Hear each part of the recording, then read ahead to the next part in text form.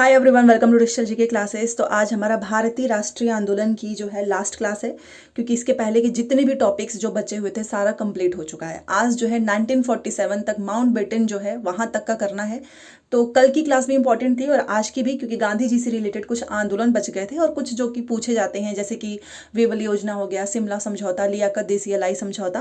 तो ये सारी चीज़ें करनी है। तो चलिए वीडियो स्टार्ट करते हैं। और कल की क्लास आप सभी को बहुत अच्छी लगी, आप सभी ने लाइक किया, शेयर किया, उसके लिए दिल से धन्यवाद। और अगर आज की भी आपको क्लास अच्छी लगे तो प्लीज़ लाइक से सब्सक्राइब जरूर कर देना, इससे एक मोटिवेशन भी आता है। और कल देखेंगे तो एक ही क्लास होगी जिसमें आपका पूरा जीएस जो 120 नंबर का पूछा जाता है या फिर 40 नंबर का, वो पूरा आपको एक में मिल जाए। ठीक है, 1 से 2 घंटे की वीडियोस होंगी सारी, मतलब उसमें आपका हिस्ट्री भी होगा, geography, polity, science, Indian national movement के क्वेश्चंस, सब कुछ होगा। तो वो होगा 5 बजे, 2 घंटे की वीडियो होगी, वो जरूर देखना। उसमें क्वेश्चन आंसर बस यही डिस्कस करेंगे। ठीक है, तो चलिए देखिए, सबसे पहले ये तो हम लोगों ने कर लिया था, साइमन कमीशन का विरोध एंड समर्थन, और इसकी पीडीएफ मैंने रात में ही टेलीग्राम पे भेज दिया है। तो जिसे नहीं मिली है वो टेलीग्राम में ज्वाइन हो जाना, टेलीग्राम का लिंक कमेंट सेक्शन मिलेगा। इसके आगे का हमको करना था यहाँ से सविनय अवज्ञा आंदोलन, क्योंकि प्रश्न पूछते हैं गांधी जी से रिलेटेड है। कहानी की तरह पढ़ेंगे एकदम, आपको कोई ट्रिक की किसी चीज़ की जरूरत नहीं है, आपको अपने आप याद हो जाएगा। सबसे पहले देखो सविनय अवज्ञा आंदोलन क्या है। तो शुरू कब हुआ? 1930। ईयर इंपॉर्टेंट है, याद रखना, सविनय अवज्ञा आंदोलन 1930। और आपको पता है ये सिविल डिसओबीडियंट हम जिसे बोलते हैं, ये नमक यूज करने नहीं देते थे जो अंग्रेज हैं, उसी के खिलाफ ये हुआ था।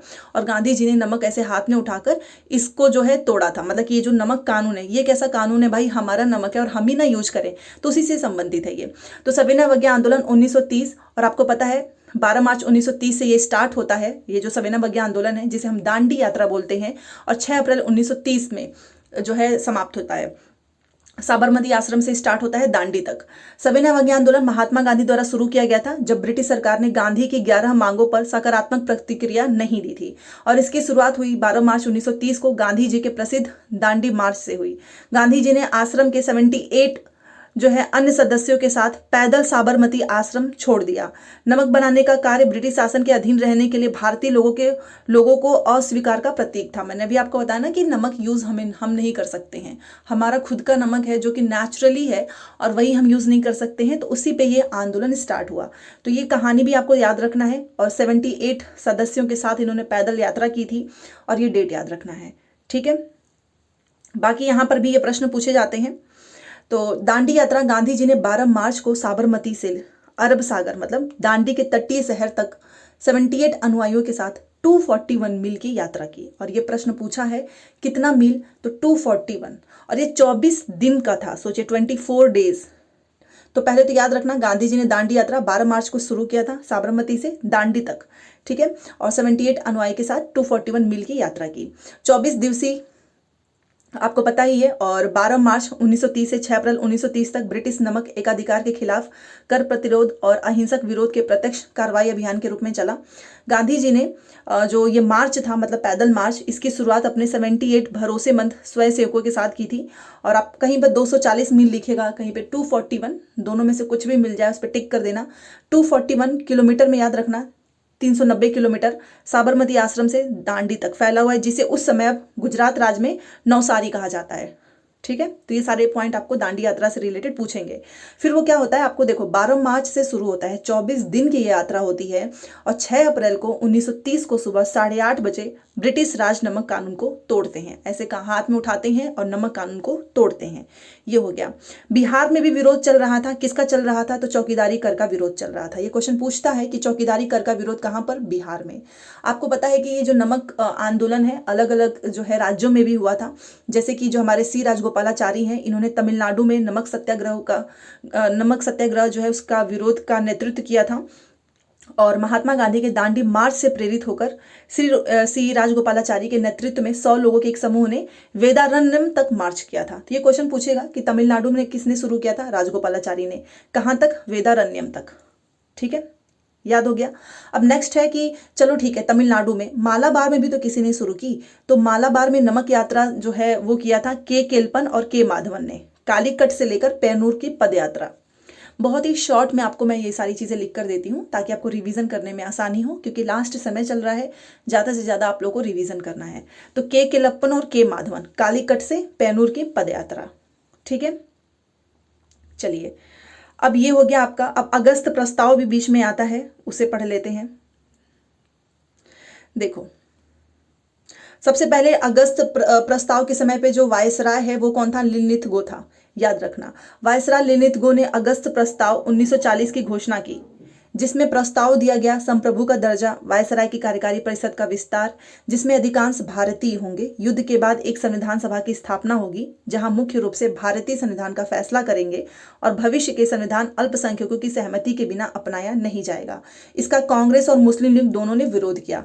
बेसिकली भारतीयों को मनाने के लिए आ रहा था, आपको पता ही है, वर्ल्ड वॉर भी चल रहा था, अंग्रेज चाहते थे कि भारतीय भी उसमें शामिल हों, बट यहाँ पर क्या किया कि जो भी इनकी बातें आ रही थी वो कांग्रेस और मुस्लिम लीग दोनों ने ही जो है रिजेक्ट कर दिया। कांग्रेस ने अगस्त प्रस्ताव को मंजूरी नहीं दी और मुस्लिम लीग ने भी रिजेक्ट कर दिया, कहा कि भाई हमें पाकिस्तान दो, बस बात खत्म। ठीक है, उसके बाद से हमारा आता है क्रिप्स प्रस्ताव। एक एक चीज आपसे पूछी जाएंगी, डेट वगैरह सब कुछ। तो ये जो क्रिप्स प्रस्ताव है ये भी द्वितीय विश्व युद्ध में भारत का समर्थन, अभी मैंने आपको बताया ना कि भारत का समर्थन पाने के लिए अंग्रेज जो है अलग अलग पैतरे जो है चला रहे थे और कांग्रेस और मुस्लिम लीग उसको रिजेक्ट कर रहे थे, क्योंकि सबको पता है कि हमारी क्या मांग थी, मुस्लिम लीग की क्या मांग थी, मतलब कांग्रेस की। तो ये जो क्रिप्स था वो द्वितीय विश्व युद्ध में भारत का समर्थन प्राप्त करने हेतु वर्ष 1942 में क्रिप्स मिशन भारत भेजा गया था।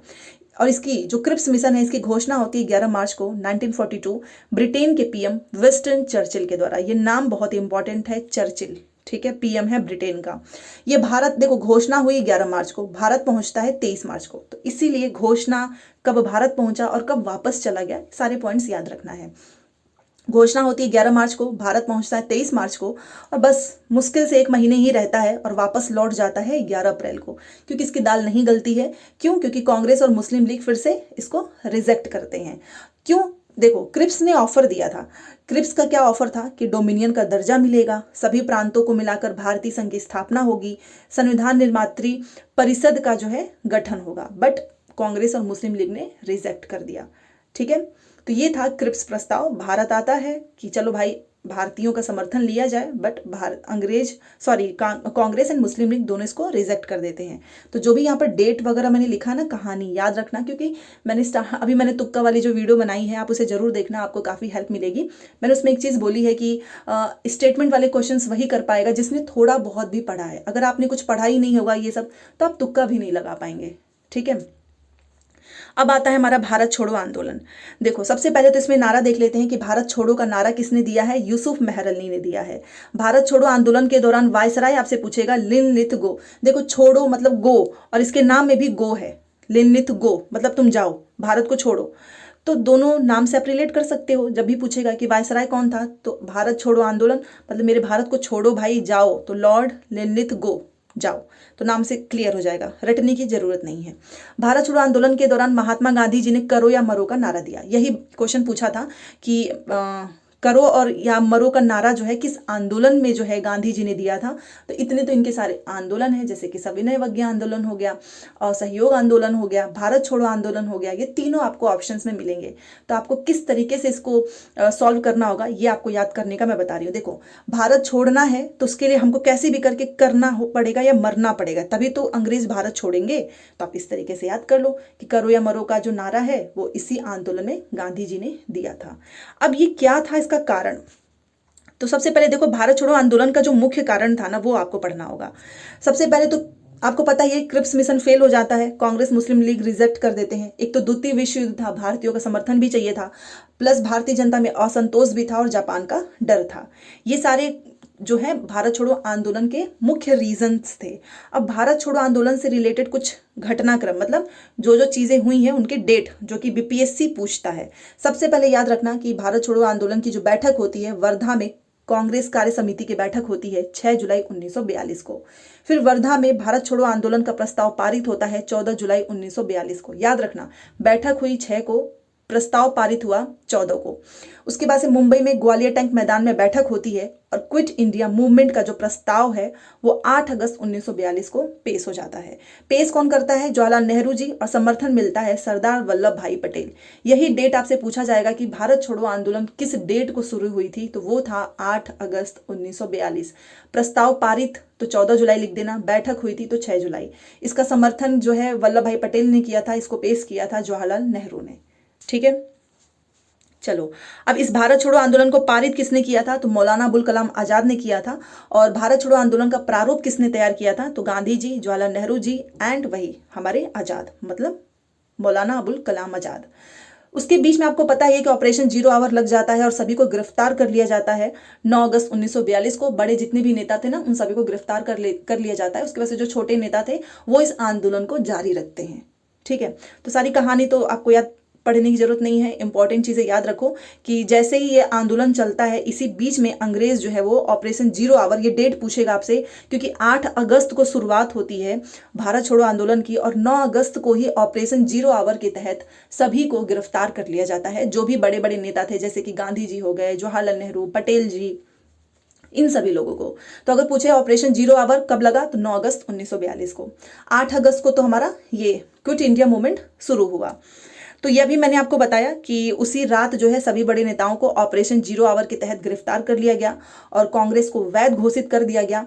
गांधी जी और इन लोगों को ना गिरफ्तार करने के बाद से जेल में भेजा गया। तो वो जेल का नाम पूछेगा आपसे, जैसे कि गांधी जी, कस्तूरबा गांधी, महादेव देसाई को पुणे के आगा खां पैलेस में नजरबंद किया गया। तो क्वेश्चन पूछता है कि पुणे के आगा खां पैलेस में किसे बंद किया गया? तो Gandhi ji, Kasturba Gandhi, Mahadev Desai.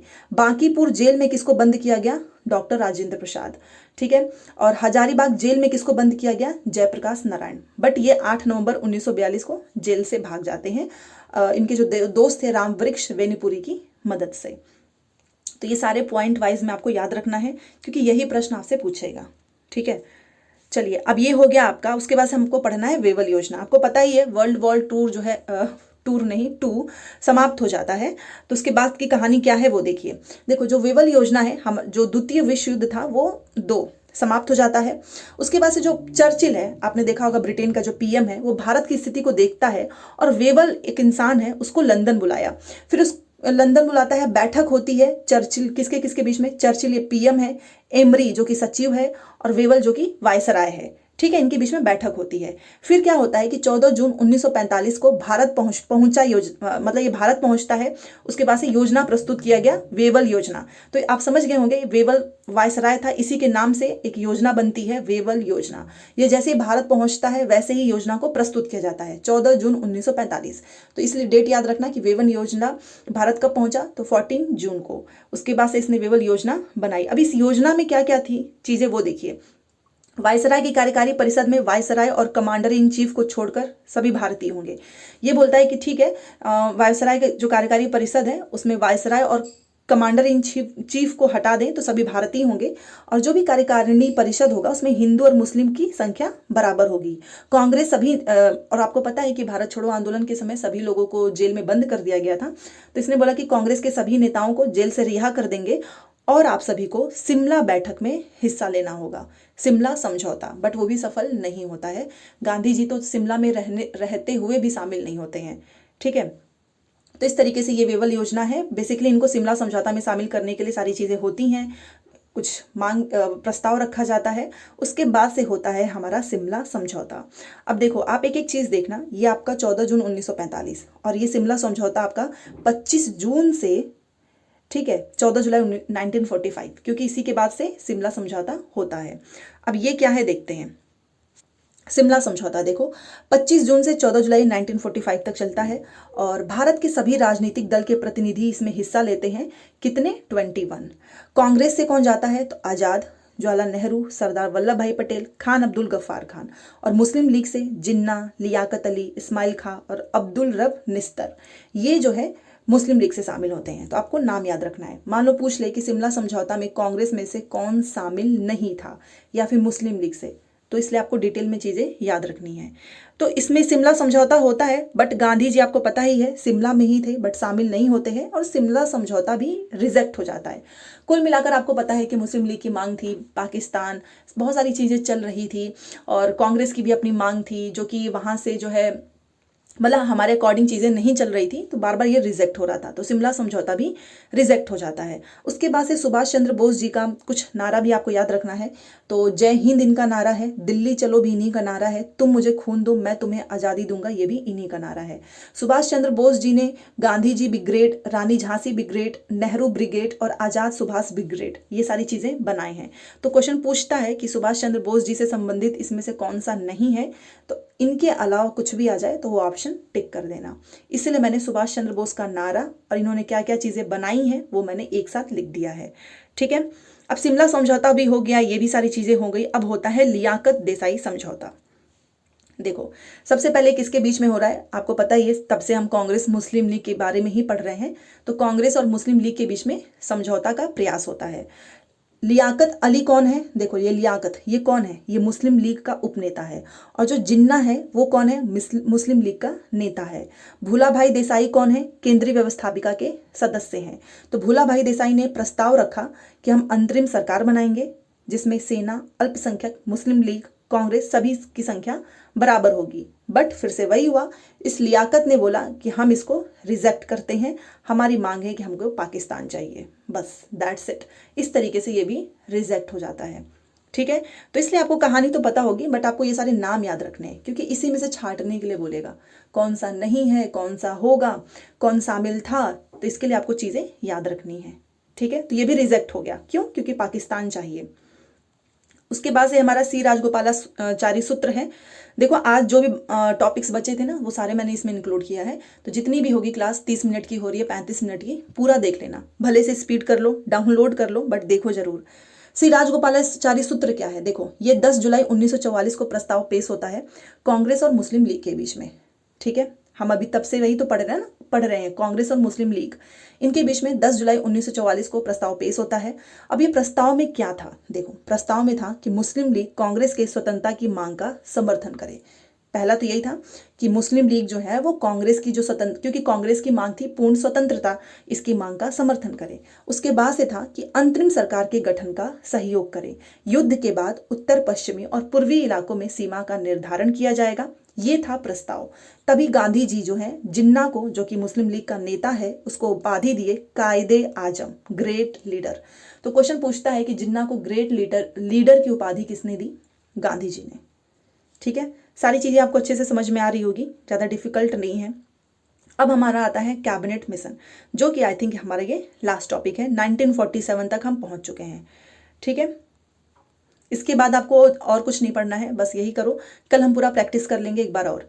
Indian national movement से 16 प्रश्न पूछते हैं, 16 के 16 आप करके आएंगे। बस कल की क्लास जरूर देख लेना, क्योंकि थ्योरी आपने पढ़ी हुई है, अब आपको क्वेश्चन आंसर पढ़ने हैं। साथ में कांग्रेस का पूरा अधिवेशन वो मैं रिवीजन करा दूंगी। कैबिनेट मिशन, सबसे पहले डेट याद रखो, पूछता है आपसे कैबिनेट मिशन कब जो है आया, तो 1946 इसकी नियुक्ति हुई। कब? तो 1946 में। आपको पता है ब्रिटेन का पीएम इटली ने देखा कि भारत में सांप्रदायिक और राजनीतिक गतिरोध हो रहा है, तो इसने सोचा कि चलो इसको दूर करने के लिए 14 मार्च 1946 को कैबिनेट मिशन की नियुक्ति करते हैं। तो कैबिनेट मिशन की नियुक्ति होती है 14 मार्च 1946 को। अब इसमें सदस्य भी तो होंगे, और यही प्रश्न पूछा हुआ है, इंपॉर्टेंट है कि आखिर में इस कैबिनेट मिशन में कितने सदस्य थे? 3 सदस्य। ये 3 और चौथा एक गलत लिख देगा, और आपसे पूछेगा इसमें से कौन सा नहीं है, तो इन तीनों को तो रटना होगा। कैबिनेट मिशन में 3 सदस्य थे। पहला सर पैथिक लॉरेंस, जिसने नेतृत्व किया, AB अलेक्जेंडर और स्टैनफोर्ड क्रिप्स, ये तीनों नाम याद रखना। 24 मार्च को तीनों भारत पहुंचे, और योजना जो है ये आपको पता है, ये 16 मई 1946 को होती है। उसमें कांग्रेस के अध्यक्ष थे अब्दुल कलाम आजाद, क्योंकि आपको पता ही है 1946 में भी कांग्रेस का अधिवेशन चल ही रहा था। अब्दुल कलाम आजाद अध्यक्ष थे, और इसी योजना में भारत में त्रिस्तरीय संस्था जो है इसकी बात की जाती है। जैसे कि पहला है अंतरिम सरकार गठन, भारत में संविधान सभा का गठन होगा, और मुस्लिम लीग के पाकिस्तान मांग को रिजेक्ट इसमें। ठीक है, बट फिर आपको पता ही है आगे चल के खुद जवाहरलाल नेहरू जी एंड पटेल जी के द्वारा बोलते हैं कि ठीक है बांट दो इंडिया और पाकिस्तान। उसके बाद से जो रेड क्लिफ आता है बीच में से ऐसे डिवाइड करता है, इंडिया पाकिस्तान में बांट देता है। 14 अगस्त को पाकिस्तान का आपको पता ही वो अपना मनाते हैं और हमारा है 15 अगस्त को स्वतंत्रता दिवस के रूप में। तो ये सारी कहानी तो आपको पता ही है, इसलिए मैंने ये सब नहीं लिखा है।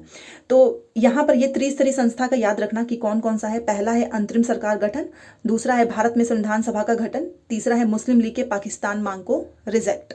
ठीक है, उसके बाद से आप देखिए जुलाई 1946 में चुनाव 1946 का जो चुनाव होता है उसमें संविधान सभा जो होती है वो मतलब जो चुनाव होता है उसमें कांग्रेस के पास बहुमत आ जाती है। ठीक है, 1946 में जो भी चुनाव होता है उसमें कांग्रेस जो है बहुमत से जीत जाती है। तो जो वायसराय था उसने कहा कि नेहरू को बोला कि सरकार बनाने का निमंत्रण दिया, तो नेहरू जी ने भी बोला ठीक है भाई हम एक्सेप्ट करते हैं इस चीज़ को। तो इस तरीके से धीरे धीरे चीज़ें आगे बढ़ती हैं। उसके बाद से आपको पता है कि प्रत्यक्ष कार्यवाही दिवस जो कि जिन्ना के द्वारा मनाया जाता है 16 अगस्त 1946 को, और आपको पता ही है क्यों, क्योंकि जिन्ना ने क्योंकि पाकिस्तान की मांग को कैबिनेट मिशन ने रिजेक्ट कर दिया था। अभी आपने देखा ना यहाँ पर, ये देखिए मुस्लिम लीग के पाकिस्तान मांग को कैबिनेट मिशन रिजेक्ट कर देता है, इसलिए जिन्ना जो है प्रत्यक्ष कार्यवाही दिवस मनाता है 16 अगस्त 1946 को, क्योंकि पाकिस्तान की मांग को कैबिनेट मिशन ने रिजेक्ट कर दिया। अब कुछ इंपॉर्टेंट पॉइंट्स आपको याद रखना है एग्जाम के पॉइंट ऑफ व्यू से। सबसे पहले संविधान सभा का गठन कब हुआ, यह प्रश्न पूछा हुआ है 9 दिसंबर 1946। ठीक है, अगर आप रिविजन नहीं करेंगे ना तो फिर बाद में आप ऐसे ही बहुत सारे लोगों को मैंने देखा है ब्लेम करते हैं कि यार इसने अच्छे से नहीं पढ़ाया, यहाँ से नहीं आया। और आप खुद के नोट्स को एक बार देखिएगा जरूर एग्जाम के बाद से। ठीक है, जो भी PDF में है आप इसका इतनी बार रिवीजन कर लो क्योंकि समय कम है कि आपको यहाँ से कोई प्रश्न आए तो आप गलती ना करें।